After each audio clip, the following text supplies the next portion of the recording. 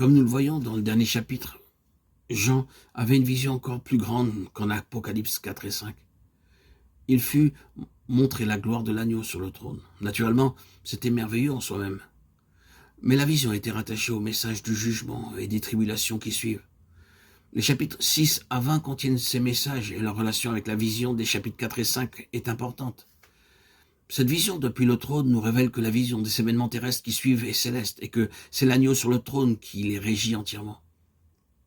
Quel réconfort la révélation de ce fait apporte à nos cœurs quand nous voyons les terribles jugements de Dieu qui commencent à venir.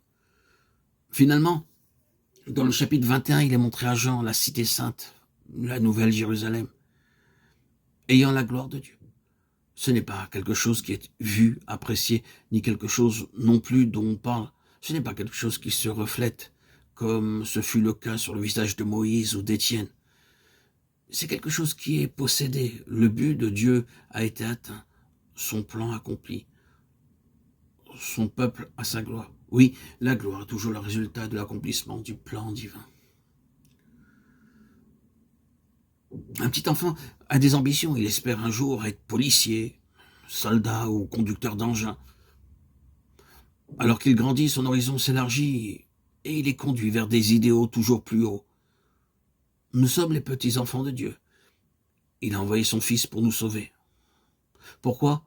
Non seulement pour notre avantage matériel ou notre santé ou pour nous donner une vie meilleure, mais afin de nous amener dans le plan parfait de Dieu. D'abord, notre compréhension de ce fait est petite et limitée, mais par sa grâce, cela commence à se faire jour en nous. Beaucoup marchent, hélas, pendant longtemps avec une idée enfantine de leur vie spirituelle. Nous avons besoin d'entendre la voix de Dieu, afin que nous puissions entrer dans le plan de Dieu et trouver notre place dans la structure de la maison de Dieu. Dieu veut des hommes et des femmes qui s'appliquent eux-mêmes de tout leur cœur à cela. David pouvait dire au sujet du plan du temple, c'est par un écrit de sa main que l'Éternel m'a donné l'intelligence de tout cela. 1 Chroniques 28, 19. Ceci est aussi possible aujourd'hui si nous prenons les Écritures au sérieux, en comptant sur le Saint-Esprit pour nous instruire.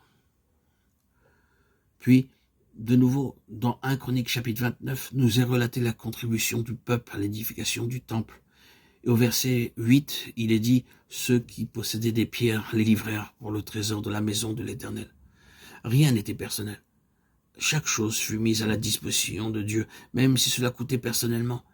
Et il avait le meilleur de tout. Cela arrive lorsque le divin modèle gouverne chaque chose. Les craintes et les épreuves des batailles par lesquelles ils étaient passés,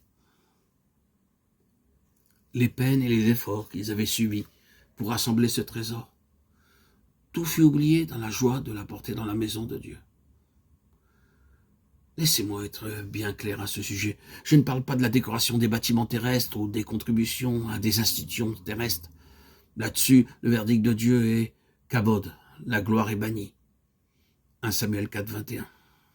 Non. Les trésors dont il est parlé ici sont des pierres vivantes.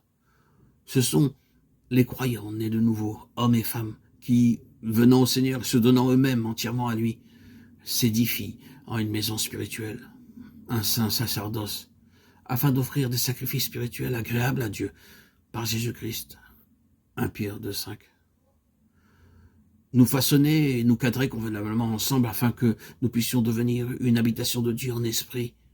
Peut-être un processus coûteux et pénible, mais si on trouvait fidèle, car la fin de ce processus est la gloire.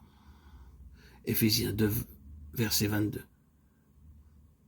C'est la cité sainte, l'habitation de Dieu, ayant la gloire de Dieu.